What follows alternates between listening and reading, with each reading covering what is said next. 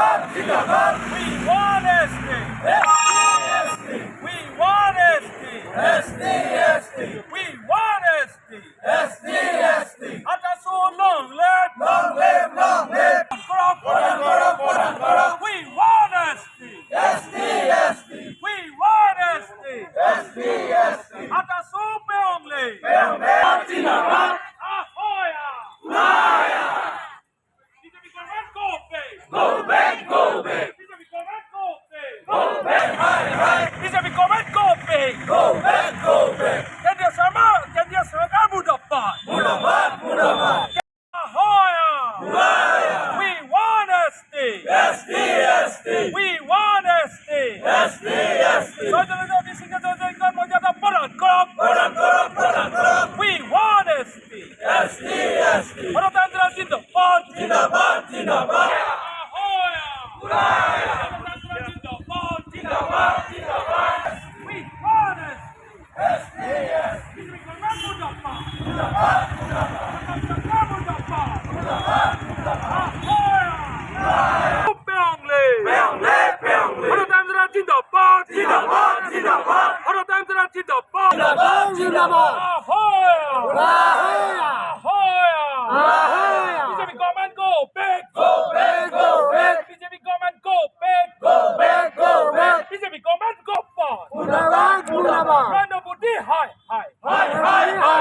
Nanda Buddhi high. Nanda. Ahoya. BJP government go back. BJP government go back. BJP government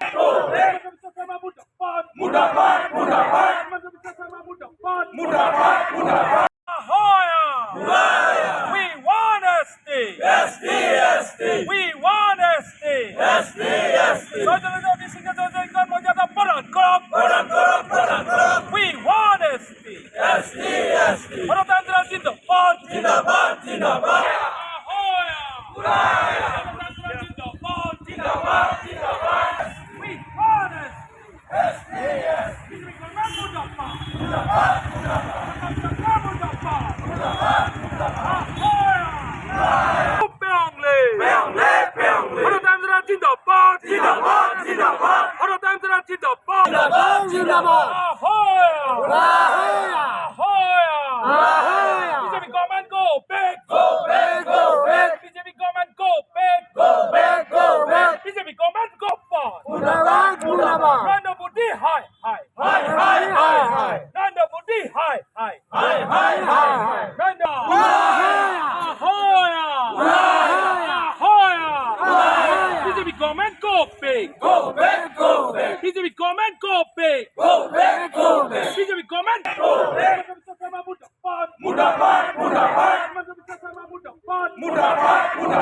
Ganatantra Zindabad.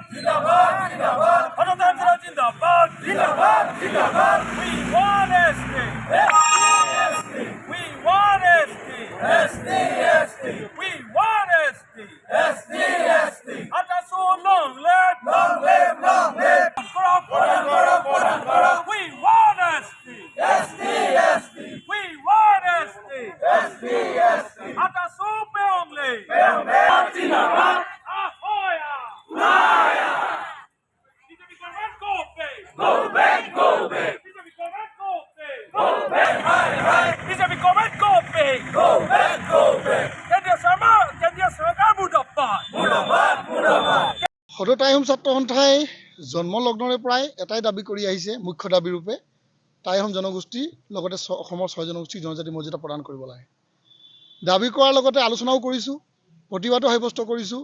বিভিন্ন প্ৰতিবাদ কৰা হৈছে, কিন্তু এই প্ৰতিবাদবিলাকক আচলতে কেৰেপ কৰা নাই এই চৰকাৰখনে।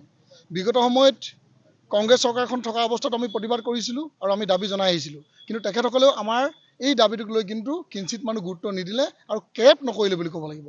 আৰু তাৰ প্ৰত্যুত্তৰ কিন্তু ইতিমধ্যেই অসমৰ 6 জনগোষ্ঠী ৰাইজে আৰু টাই আহোম জনগোষ্ঠীৰ ৰাইজে কিন্তু দিছে। তাৰ উত্তৰ কি হৈছে, তেখেতসকলক শাসনৰ বাঘজৰীৰ পৰা আঁতৰাই দিছে, গাদীচ্যুত কৰাইছে। গতিকে পুনৰ বিজেপি চৰকাৰে মিছা কথা কৈছে বুলি ক'ব লাগিব, কাৰণ তেখেতসকলে আমাক শাসনৰ বাকজৰীত বহাৰ লগে লগেই 6 জনগোষ্ঠী জনজাতি মৰ্যাদা প্ৰদান কৰিম বুলি ভুৱা আশ্বাস দিয়াৰ কাৰণে আমাৰ অসমৰ 6 জনগোষ্ঠী ৰাইজে হাত উজাৰি সহযোগ কৰিছিল আৰু চৰকাৰ গঠনত সহযোগ কৰিছিল। কিন্তু সেই কথা কিন্তু আজিলৈকে ৰাখিব নোৱাৰিলে। নৰেন্দ্ৰ মোদী ডাঙৰীয়া 2টা কাৰ্যকাল গ'ল, আজিলৈকে তেখেতসকলে কিন্তু এই 6 জনগোষ্ঠীৰ ওপৰত কিন্তু দৰদী ভাৱ নাৰাখিলে। গতিকে আজি পুনৰ প্ৰতিবাদ আৰম্ভ হৈছে।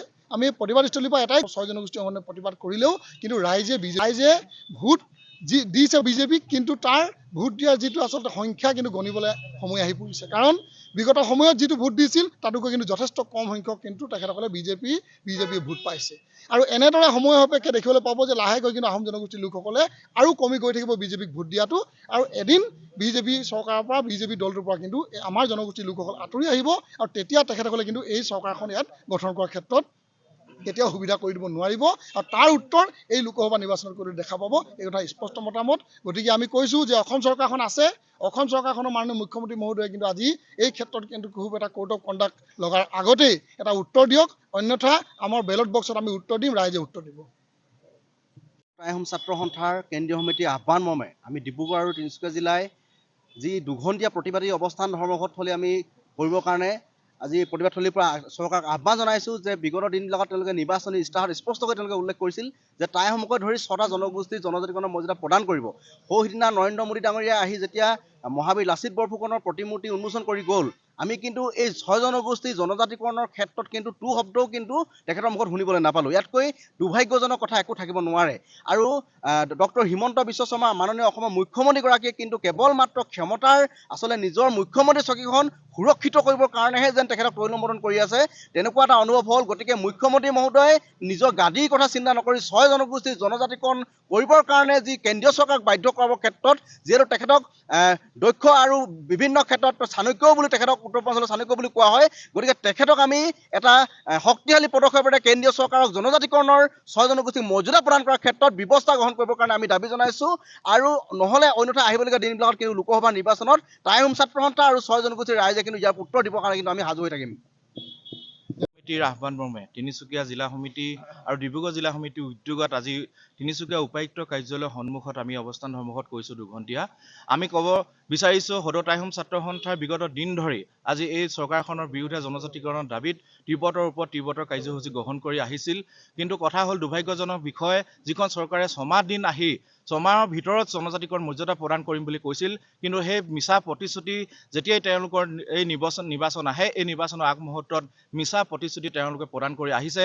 আমি এইখন চৰকাৰক ধিক্কাৰ জনাইছোঁ আৰু ক'ব বিচাৰিছোঁ এই বৰ্তমান সময়ত যি তেখেতসকলৰ ইলেকশ্যন আহি আছে, ইলেকশ্যনৰ সময়ত কিন্তু আমাৰ 6 জনগোষ্ঠীয়ে কিন্তু গাঁৱে ভূঞে যি আমাৰ প্ৰতিবাদী কাৰ্যসূচী হ'ব আৰু সজাগ হ'ব আৰু বিজেপি বিৰুদ্ধে মাৰ বান্ধি থিয় হ'বৰ কাৰণে আমি অনুৰোধ জনাই যাম। আমাৰ আহ্বান আমাৰ সদায় থাকিব তেওঁলোকলৈ। আমি অসম চৰকাৰ আৰু কেন্দ্ৰীয় চৰকাৰলৈ আমি সদায় ধিক্কাৰ জনাই যাম যেতিয়ালৈকে জনজাতিকৰণ মৰ্যাদা প্ৰদান নকৰিব 6 জনগোষ্ঠীক।